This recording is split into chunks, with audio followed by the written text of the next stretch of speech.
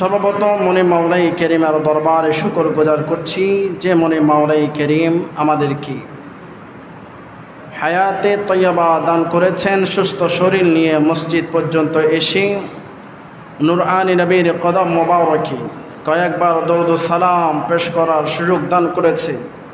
সেই মনিবের দরবারে সকলে শুকর গুজার করছি, সকলে বলি আলহামদুলিল্লাহ। তার সাথে সাথেই আর লক্ষ করে দরুদ সালাম নজরানা প্রেরণ করছি যিনি হায়াতুন নবী, যিনি রহমাতুল লিল আলামিন, যিনি রাহাতুল আশিকিন, যিনি মুরাদুল মুস্তাকিম হুজুরপুর নূর সাল্লাল্লাহু আলাইহি ওয়াসাল্লামের কদম মোবারকে লক্ষ কোটি দরুদ সালাম। আল্লাহ পাক আজকের আশাকে বসাকে কবুল আর মঞ্জুর করুক, সকলে পড়ে আমিন। খুতবার মধ্যে আল্লাহ পাক রব্বুল আলামিনের কালামে মাজিদের খুবই গুরুত্বপূর্ণ একটি সূরা সূরাতুন নিসায়ের ৬৬ নম্বর আয়াতে কারিমা আমি আপনাদের খিদমতে পেশ করেছি। উক্ত আয়াতের নিরিখে আজকে আমাদের আলোচনার বিষয়বস্তু হচ্ছে মদিনা শরীফ জিয়ারতের ফজিলত, মদিনা শরীফ কেন আমরা যাব, মদিনা শরীফ না যাওয়ার পরিণতি, এই বিষয় সম্পর্কে আমরা কোরআন ও হাদিসের আলোকে জানব। আল্লাহ পাক রব্বুল আলামিন আমাদের সকলকে বুঝে আমল করার সেই তৌফিক নসিব করুক, সকলে বলি আমিন। রব্বুল আলামিন কালামে মাজিদের শুরুতে বলছেন ওয়ালাউ, আর যদি আন্নাহুম তারা ইযলামু জুলুম করে, অত্যাচার করে, নিপীড়ন চালায়, আনফুসাহুম তাদের নফসের ওপর, তাদের আত্মার ওপর, তারা যদি নিপীড়ন চালাতে চালাতে গুনাহ করতে করতে তাদের গুনার বোঝা বাড়ি হয়ে যায়, তাহলে তারা কি করবে? কার কাছে যাবে? কার দুয়ারে যাবে? কাকে বলবে? যে গুনার কথা মা বাবাকে বলা যায় না, যে গুনার কথা সমাজে জানলে সমাজ থেকে বিতাড়িত করবে, তারা কার কাছে যাবে? আল্লাহ বলছেন যা ওকা, তারা যাবে এমন একটি জায়গায়, যে জায়গাটা হচ্ছে লাহুমুর রাসূল, আমার নবীর রওজা মুবারকে। একটু জোরে বলুন সুবহানাল্লাহ। তাহলে রওজা মুবারকে গিয়ে কি করবে? আল্লাহ কোরআনুল কারীমের মধ্যে শিক্ষা দিচ্ছেন। আল্লাহ বলছেন ফাস্তাগফিরুল্লাহ, তোমরা রওজা মুবারকের মধ্যে গিয়ে আমি আল্লাহর কাছে ক্ষমা চাইবা, আমি আল্লাহর কাছে তওবা করবা, ইস্তিগফার পড়বা। আল্লাহ আর কি করব? আল্লাহ বলছেন তোমরা যখন আমি আল্লাহর কাছে তওবা পড়বা, ইস্তিগফার পড়বা, আমি আল্লাহর কাছে ক্ষমা চাইবা, আর যদি তোমাদের পক্ষ হয়ে ওয়াস্তাগফার লাহুমুর রাসূল, তোমাদের পক্ষ হয়ে যদি তোমাদের নবী, তোমাদের তারানেওয়ালা, তোমাদেরকে বাঁচানেওয়ালা যদি আমি আল্লাহর কাছে সুপারিশ করি, আমি আল্লাহর কাছে যদি তোমাদের পক্ষ হয়ে আরজি জানাই, তাহলে তোমাদের জন্য সুখবর রয়েছে। আল্লাহ বলছেন লাওয়াজাদুল্লাহ, তাহলে তোমরা আমি আল্লাহকে পেয়ে যাইবা। আল্লাহ কেমনভাবে পাবো? আল্লাহ বলছেন তাওয়াবা, তওবা কবুলকারী হিসেবে, রহিমা, আল্লাহ বলছেন আমি আল্লাহকে তোমরা দয়ালু হিসেবে পেয়ে যাবা। একটু জোরে বলুন সুবহানাল্লাহ। তাহলে আয়াতের শাব্দিক অনুবাদ আমরা জানলাম। আয়াতের শাব্দিক অনুবাদের মধ্যে জানতে পারলাম গুনাহ করলে যেতে হবে কার কাছে? রসুলের কাছে, রসুলের দরবারে। রসুলের দরবারে গিয়ে এটা বলা যাবে না আপনি আমার গুনাহ ক্ষমা করে দিন, কিন্তু আল্লাহ শিখিয়ে দিচ্ছে কীভাবে আমরা দোয়া করব। আল্লাহ বলছে রসুলের দরবারে যাবা, হ্যাঁ রসুলের দরবারে গিয়ে আমি আল্লাহর কাছে ইস্তিগফার পড়বা, আমি আল্লাহর কাছে প্রথমে গুনাহ ক্ষমা চাইবা। তাহলে গুনাহ ক্ষমা করার মালিককে? একটু জোর বলুন, মালিককে? আল্লাহ মালিক। আবার আল্লাহ বলছেন আমার কাছে গুনাহ ক্ষমা চেয়েছো, গুনাহ এখনো ক্ষমা পাওয়া যায় নাই, যদি তোমাদের পক্ষ হয়ে রসুল সুপারিশ না করে। কথা বলুন ঠিক কিনা? কথা কার? আল্লাহর। কথা কার? ওয়ালাউ আন্নাহুম ইয যালামু আনফুসাহুম জাআউকা ফাস্তাগফারু الله واستغفر لهم الرسول لوجدوا الله توابا رحيما আল্লাহ বলছেন ওয়ালাউ আন্নাহুম, আর যদি তোমরা নিজেদের নফসের প্রতি ইযলামু আনফুসাহুম জুলুম করে ফেলো, নিজেদের আত্মার প্রতি তোমরা যদি পাপে ব্যভিচারে লিপ্ত হয়ে তোমাদের কলবকে মলিন করে ফেলেছ, তোমাদের ওই দবদবে কলবকে তোমরা অন্ধকারে নিমজ্জিত করে ফেলেছ, এমন গুনাহ করেছ তোমার কাছে মনে হয় সাগরের পানির চাইতে তোমার গুনাহ বেশি হবে, এমন গুনাহ করে ফেলেছ পাহাড়ের সমতুল্য গুনাহ তোমার মাথার উপর বোঝা হয়ে আছে, এমন গুনাহ করে ফেলেছ মা বাবাকে বলা যাচ্ছে না, এমন গুনাহ করে ফেলেছ বন্ধু বান্ধবকে বলা যাচ্ছে না, যে গুনাহ ক্ষমার জন্য তোমার কাছে বুঝ এসেছে, তুমি অনুতপ্ত হয়েছ, তুমি গুনাহ করেছ, তুমি ক্ষমা করার জন্য ক্ষমা পাওয়ার জন্য এদিক এদিক ছোটাছুটি করছো, কিন্তু আমি আল্লাহ তোমাকে সাজেশন দিয়ে দিলাম, তুমি যদি গুনাহ ক্ষমা করতে চাও, গুনাহ ক্ষমা করতে চাও, গুনাহ ক্ষমা পেতে চাও, তাহলে লাওয়াজাদুল্লাহ, তাহলে যাউকা, তুমি চলে যাও এমন একটা জায়গার মধ্যে চলে যাও, যেই জায়গাটা তোমাদের জন্য রহমত হিসেবে আমি আল্লাহ পাঠিয়েছি, যেই জায়গাটা আমি আল্লাহ তোমাদের জন্য নিয়ামত হিসেবে পাঠিয়েছি, ওই রওজাটা হলো আমার হাবিব মুহাম্মদুর রাসূলুল্লাহ সাল্লাল্লাহু আলাইহি ওয়াসাল্লামের রওজা মুবারক।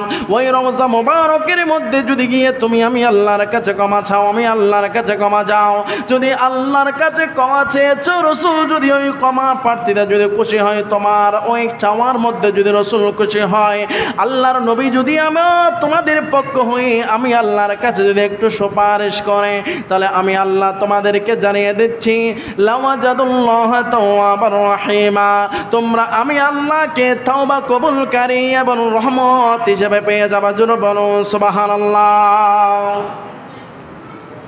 তাহলে রসুলের দরবারে যাওয়ার দরকার আছে কি নাই? কোরআন থেকে জানলাম। এবার আসুন হাদিসের মধ্যে, বাইহাকি শরীফের মধ্যে পেলাম হযরত ইবনে ওমর রাদিয়াল্লাহু তাআলা আনহু মারফু হাদিসের মধ্যে বর্ণিত হয়েছে, মান হাজ্জা ফাজারা রওজাতে বাদা মাউতি, আমার নবী বলেন কোন বান্দা যদি আমি নবীর ইন্তেকালের পরে, আমি নবীর ওফাতের পরে যদি কোনো বান্দা বাইতুল্লাহ শরীফ হজ করতে আসলো, বাইতুল্লাহ শরীফ হজ করতে আসার পরে কানা কামান জারনি ফি হায়াতি, ওই বাইতুল্লাহ শরীফ জিয়ারতের পরে আমি নবীর রওজা মুবারক জিয়ারত করতে আসলো, আমি নবীর রওজা মুবারক দেখতে আসলো, তাহলে ওই ব্যক্তি এমনভাবে দেখলো ফাকা কানা কামান জারনি ফি হায়াতি, ওই ব্যক্তি আমি নবীকে রওজার মধ্যে দেখলো না, ওই ব্যক্তি আমাকে জীবদ্দশা অবস্থায় দেখলো। জোরে বলুন সুবহানাল্লাহ। আমার নবী বলছেন কোন বান্দা যদি আমি নবীর ওফাতের পর যদি হজ করতে আসে, হজ করতে এসে যদি আমি নবীর রওজা মুবারক জিয়ারত করতে আসে, তাহলে ওই ব্যক্তি আমি নবীর ওফাতের পরে আসলো না, আমি নবীকে যেই সমস্ত সাহাবীরা দেখে দেখে জীবনের গুনাহ জড়িয়েছে, দেখে দেখে নিজের অশ্রু জড়িয়েছে, যেই সাহাবীরা আমি নবীকে দেখে দেখে শাদী মুবারক পর্যন্ত করে নাই, যেই সাহাবারা আমি নবীর চেহারা দেখে দেখে যাদের ক্ষুধা মিটে দিত, আমি নবীকে ওই সাহাবীরা দেখে এত ধন্য হয়েছে, কিন্তু আখির জামানার আমার কতগুলো উম্মত থাকবে, ওই উম্মতরা হজ করতে আসবে, হজ করতে এসে আমি নবীর রওজা মুবারক জিয়ারত করতে আসলো, ওই ব্যক্তি আমি নবীর ওফাতের পরে দেখলো না, যেই সাহাবীরা আমি নবীকে জিন্দা অবস্থায় দেখলো, আমি নবীর ইন্তেকালের পরে যারা আমি নবীর রওজা জিয়ারত করলো, তারাও আমি নবীকে জিন্দা অবস্থায় দেখার সওয়াব পেল। একটু জোরে বলুন সুবহানাল্লাহ। শুধু এটা নয়, আরেকটা হাদিসের মধ্যে আমার নবী বলেছেন, অনেকে আমার মতো আপনার মতো মাথার মধ্যে টুপি লাগায়, পাগড়ি পরে দাঁড়িয়ে আছে আমার মতো, জুব্বা পরে আমার মতো, আবা আছে, খাবা আছে, কিন্তু মিডিয়ার সামনে বসে বলে মানুষদেরকে শোনায় হজের সাথে মদিনাতুল মুনাওয়ারা জিয়ারতের কোনো সম্পর্ক নেই। আমরা বলি হ্যাঁ, হজের সাথে, হজের আহকাম আরকানের সাথে মদিনা জিয়ারতের কোনো সম্পর্ক নেই, ঠিক আছে। কিন্তু মদিনাতুল মুনাওয়ারা এটা এমন একটা জায়গা, হজ মানুষ করতে যায় বাইতুল্লাহ, হজের আরকান আহকাম ফরজগুলো পালন করে মক্কায়, কিন্তু হজ কবুল হয় মদিনা। একটু জোরে বলুন সুবহানাল্লাহ। এ ব্যাপারে আমার নবী বলছেন, মান হাজ্জাল বাইতা, যে ব্যক্তি হজ করতে আসলো অতঃপর হজ করতে এসে ওয়ালাম ইউজুরনি, অতঃপর আমি নবীর রওজা মোবারক জিয়ারত করতে আসলো না।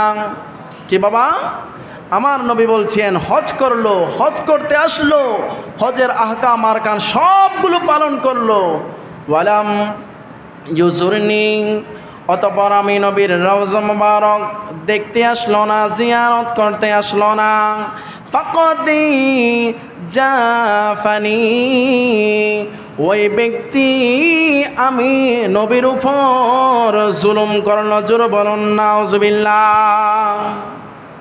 আমার নবী বলছেন, কোনো উম্মত, কোনো বান্দা হজ করতে আসলো, হজের আহকাম আরকান সব কিছু পালন করলো, কিন্তু শেষ পর্যন্ত আমি নবীর রওজা মোবারকে আসলো না, ওয়ালাম ইউজুরনি, আমি নবীর রওজা মোবারক জিয়ারতে আসলো না, ওই ব্যক্তির মতো হবে ফাকাদ জাফাউনি, যে ব্যক্তি আমি নবীকে দূর থেকে কষ্ট দিল, আমি নবীকে জীবদস্য অবস্থায়, আমি নবী জীবিত থাকা অবস্থায় আমাকে অনেক মুসলমান নামদারে মোনাফেক আমি নবীকে যেভাবে কষ্ট দিল, তার চাইতে হাজার গুণ কষ্ট দিল যে হজ করতে আসলো, আমি নবীর রওজা মোবারকে আসলো না। একটু জোর বলুন না নাউজুবিল্লাহ। আমার ইমাম আলা হযরত কে বলছেন, হাজিও और शहंशाह का रोज़ा देखो, हाजियों और शहंशाह रोज़ा देखो, काबा तो देख चुके, काबा देखो, सलातुनिया সালামুনিয়া হাবিবাল্লাহ। আমার ভাইয়ের ইমামে আলা হযরত কে বলছেন, ওগো হাজি, ও হাজি, আও শাহিন শাহে মদিনা, মদিনার মধ্যে আসো, নবীর রওজা মোবারক দেখো, নবীর রওজা মোবারক জিয়ারত করো। ও হাজি ভাই, কেন তুমি মদিনাতুল মুনাওয়ারা জিয়ারত করবা, মদিনাতুল মুনাওয়ারা আসবা জানোনি? কাবা তো তুমি দেখেছো, এবার তুমি কাবা দেখো। জোরে বলুন সুবহানাল্লাহ। কাবা বানিয়েছে আমার নবীর জন্য। কাবা বানিয়েছে কার জন্য? একটু জোরে বলুন, কার জন্য? আমার নবীর জন্য। আশিকে রাসূল ইমাম আহমদ রাজা ফাদিল বররবি রহমাতুল্লাহ আলাইহি বলছেন, কাবা তো তুমি দেখেছো, এবং আল্লাহ যেই কাবা যেই নবীর জন্য বানিয়েছেন, যিনি কাবা, যার জন্য আল্লাহ বাইতুল মুকাদ্দাসকে প্রথমে কাবা বানিয়েছেন, ওই কাবা রাসূল নামাজের মধ্যে চেহারা মোবারক ফিরিয়েছেন, আল্লাহ কাবাকে আরেকটা কাবায় পরিণত করেছে। ওই কাবা দেখার জন্য তুমি মদিনাতুল মুনাওয়ারায় যাও। একটু জোরে বলুন সুবহানাল্লাহ। তাহলে আমার নবী মনস্থ করেছেন বাইতুল মুকাদ্দাসের দিকে দিয়ে এখন নামাজ পড়বে না, নামাজ পড়বে কিবলার দিকে। কোন দিকে বাবা? কিবলার দিকে। আল্লাহ বলছেন, ইয়া রাসূলুল্লাহ, আপনি শুধু মনস্থ করেছেন, আর আমি আল্লাহও মানুষদের জন্য কাবাকে আমি আল্লাহ বাইতুল্লাহ শরীফ হিসেবে মানুষদের জন্য কবুল করেছি। একটু জোরে বলুন না সুবহানাল্লাহ। তাহলে নবীর রওজা জিয়ারত করতে গেলে কোনো সমস্যা আছে? ফায়দা আছে কি নাই? অবশ্যই ফায়দা আছে। কেননা আমি মনে করি প্রত্যেকজন হাজি কাজী যারা বাইতুল্লাহ শরীফ হজ করতে গেল, আপনি যদি এসে জিজ্ঞেস করেন, ও হাজি ভাই তুমি কী জন্য হজ করতে গিয়েছো? বলবে আল্লাহর গড় দেখার জন্য। কী জন্য আল্লাহর গড় দেখতে হবে? বলবে জীবনে অনেক গুনাহ করেছি, জীবনে অনেক পাপ করেছি, ওই গুনাহগুলো মোচন করার জন্য বাইতুল্লাহ শরীফ হজ করতে গিয়েছি। একটু জোর বলুন না সুবহানাল্লাহ। তাহলে হজ করতে গিয়েছে নিজের গুনাহ ক্ষমার জন্য, নিজের গুনাহ ক্ষমা পাওয়ার জন্য। আর আমার আল্লাহ বলছেন হজ করছো ঠিক আছে, এবার হজের পরে তোমরা চলে যাও রসুলের দরবারে, কাবা দেখো, যদি কাবার মালিক যদি আমি আল্লাহর কাছে সুপারিশ করে, তাহলে তোমাদেরকে আমি আল্লাহ নিঃসন্দেহে ক্ষমা করে দিব। একটু জোর বলুন সুবহানাল্লাহ। তাহলে আমার নবী বলছেন, হাদিসে কারিমাটি মুসলিম শরীফের মধ্যে উল্লেখ রয়েছে, আমার নবী বলছেন ইয়াকুনু রাসূলুল্লাহ সাল্লাল্লাহু আলাইহি ওয়াসাল্লাম, আমার নবী বলছেন কোন বান্দা যদি আমি নবীর রওজা মোবারক জিয়ারত করে, মান যারা রওজাতি, যে ব্যক্তি আমি নবীর রওজা মোবারক জিয়ারত করলো, ওয়াজাবাত লাহু শাফাআতি, কিয়ামতের ময়দানে ওই ব্যক্তিকে শাফায়াত করা আমি নবীর জন্য ওয়াজিব হয়ে যায়। জোর বলুন সুবহানাল্লাহ। আর একটু জোর বলুন। তাহলে আমার নবী বলছেন কোনো উম্মত যদি আমি নবীর রওজা জিয়ারত করলো, আমি নবীর রওজা মোবারক দেখতে আসলো, আমি নবীর রওজা মোবারক সে জিয়ারত করলো, তাহলে এতে আমি নবী যতটুকু ফায়দা হাসিল করেছি তার চাইতে আমার ওই বান্দা হাজার হাজার গুণ ফায়দা হাসিল করেছে। একটু বলুন সুবহানাল্লাহ। কেমন ফায়দা হাসিল করেছে? আমার নবী বলছেন ওই বান্দা আমি নবীর রওজা মোবারকে এসে সালাত ও সালাম জানালো, আমি নবীর রওজা মোবারকে সে ইয়া রাসূলুল্লাহ সালাম দিয়েছে, আমি নবী আনন্দিত হয়েছি, আমি নবী খুশি হয়েছি। কিন্তু আমি নবী জানিয়ে দিচ্ছি ওয়াজাবাত লাহু শাফাআতি, ওই উম্মতের জন্য কঠিন হাসর নসরে আমি নবীর উপর ওই উম্মতকে শাফায়াত করাটা ওয়াজিব হয়ে গেল। একটু জোরে বলুন সুবহানাল্লাহ। ও মদিনার মাটি রে, তুই যে বড় কাটি রে, আমার নবীর কারণে জোরে, আমার নবীর কারণে।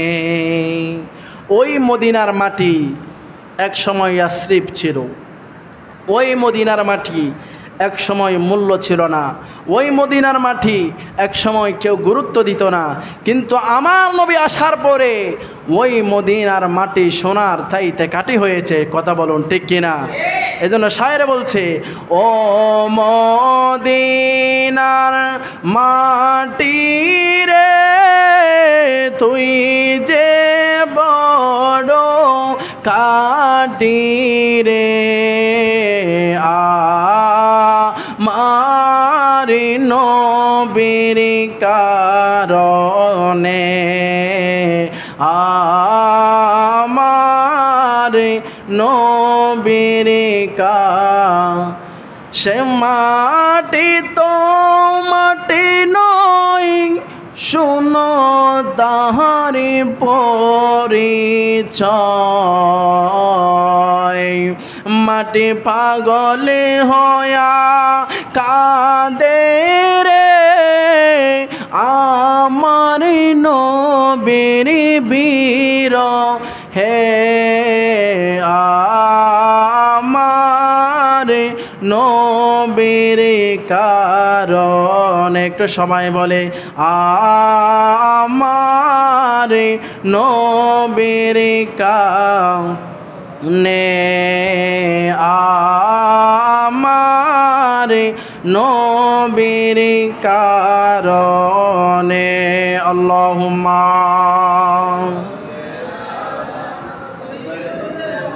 মাওলানা মুহাম্মদ ওয়া আলা আলি সাইয়্যিদিনা।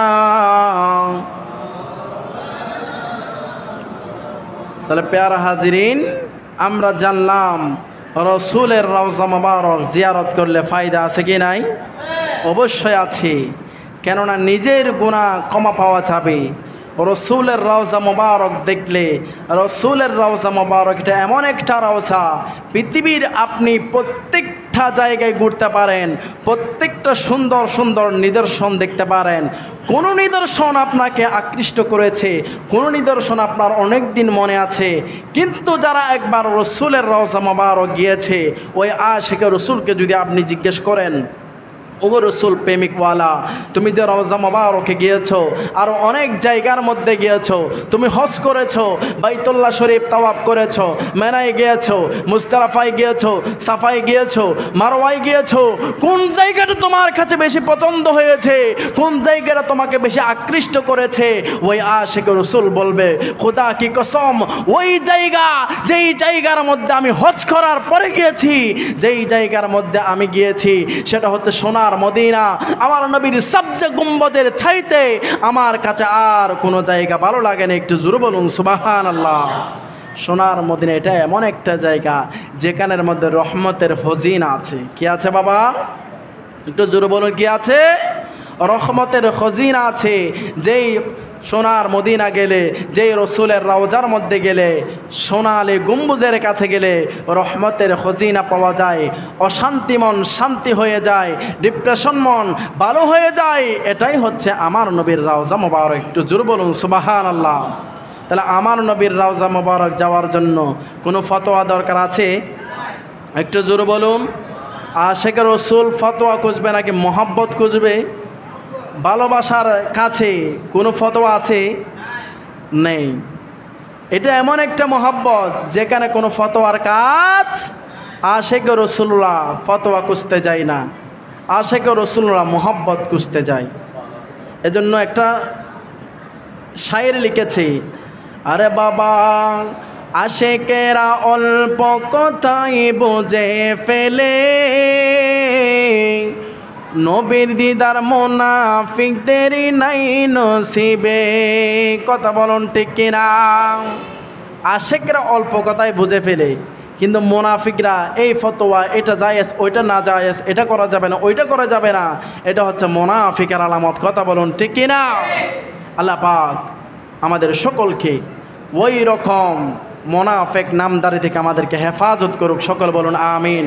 আমরা সকলে হজ করতে গেলে রসুলের রওজায় যেতে রাজি আছে কি নাই? আমরা আল্লাহর নবীর দরবারে যাব কি না?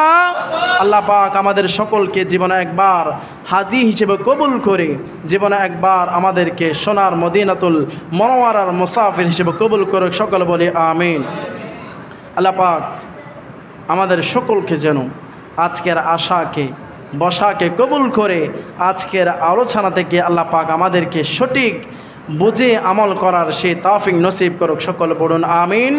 বিশেষ করে আমরা সবাই নবীকে দেখতে চাই, রসুলকে দেখতে চাই, কেননা হাদিস শরীফের মধ্যে এসেছে, মান রাআনি ফিল মানামি ফাকাদ রাআনি, যে ব্যক্তি আমি নবীকে স্বপ্নের মধ্যে দেখলো, আমার নবী বললেও ওই ব্যক্তি আমি নবীকে জিন্দা অবস্থায় দেখলো। একটু জোরে বলুন সুবহানাল্লাহ। কেননা ফাইন্না শায়তানা লা ইয়াতামাসসালু বিহি, শয়তান কখনো আমি নবীর সূরত ধারণ করতে পারে? সবার সূরত ধারণ করতে পারে, শয়তান আমি নবীর সূরত ধারণ করতে পারে না। এই জন্য আমি নবীকে যেই দেখলো সেই জাহান্নামের আগুন থেকে ওই ব্যক্তি হারাম হয়ে গেল। একটু জোরে বলুন সুবহানাল্লাহ। তাহলে নবীকে দেখার কতগুলো আমল আছে। নবীকে দেখতে সকলে চায় কি না? সবাই চায়। সবাই জাহান্নামের আগুন থেকে বাঁচতে চায়। যদি জাহান্নামের আগুন থেকে বাঁচতে চাই তাহলে কিছু আমলের কথা বলছি। আমলটা হচ্ছে জুমাবার রাত, অর্থাৎ বৃহস্পতিবার দিবাগত রাত, রাত্রে আপনি 2 রাকাত নামাজ পড়বেন। কয় রাকাত? 2 রাকাত নামাজ পড়বেন। প্রত্যেক বৃহস্পতিবার রাতে 2 রাকাত নামাজ পড়বেন। প্রত্যেক রাকাতে সূরা ফাতিহার সাথে 25 বার সূরা ইখলাস শরীফ পড়বেন। কয়বার বাবা? 25 বার সূরা ইখলাস শরীফ পড়বেন। এটা আমার কথা নয়, এটা আব্দুল হক মুহাদ্দিস দেলবি রহমতুল্লাহ আলাইহি, যিনি রসুলকে অনেকবার স্বপ্নে দেখেছে, তিনি বলছেন এই আমলটা যদি করো তাহলে আমি মনে করি আমি যেভাবে রসুলকে স্বপ্নে দেখেছি, আমি রসুলকে যেভাবে স্বপ্নের মধ্যে দেখলাম হয়তোবা তোমরাও দেখতে পারো। একটু জোর বলুন সুবহানাল্লাহ। তাহলে প্রত্যেক রাকাতে সূরা ফাতিহার সাথে কয়বার সূরা ইখলাস? একটু জোর বলুন কয়বার? 25 বার সূরা ইখলাস পড়ে 2 রাকাত নামাজ শেষ করবেন এবং একটা দরুদ শরীফ পড়বেন, সাল্লাল্লাহু আলান নবিয়্যিল উম্মি। এই দরুদ শরীফটি 1000 বার পড়বেন। কয় হাজার বার? সাল্লাল্লাহু আলা নবিয়্যিল উম্মি, এই দরুদটা 1000 বার পড়বেন। ইনশাআল্লাহ আল্লাহ পাক রব্বুল আলামিন যদি আমাদেরকে কবুল করে দিদারে মুস্তাফা দিতে পারে কিনা? একটু জোরে বলুন, দিদারে মুস্তাফা দিতে পারে কিনা? জীবনের সব কিছু এক জায়গায় আর আমার নবীর দিদার হচ্ছে আরেক জায়গায়। আমার নবীর দিদার যে পেল তার দুনিয়া এবং আখিরাতে আর কোনো ভয়। আল্লাহ পাক আমাদের সকলকে নবীর দিদারে মুস্তাফা নসিব করে আমাদেরকে কালমার শহীদ ঈমান নিয়ে মৃত্যুবরণ করার সেই তৌফিক নসিব করুক। আল্লাহ পাক আমাদের সকলকে যে হায়াতটুকু দিয়েছেন ওই হায়াতটুকু যেন হায়াতে তৈয়বা তাবিলা, উত্তম হায়াত, সুস্থতা শরীর নসিব করে। সকলে পড়ে আমিন। ওয়া আখিরি দাওয়ানা আলহামদুলিল্লাহি রাব্বিল আলামিন।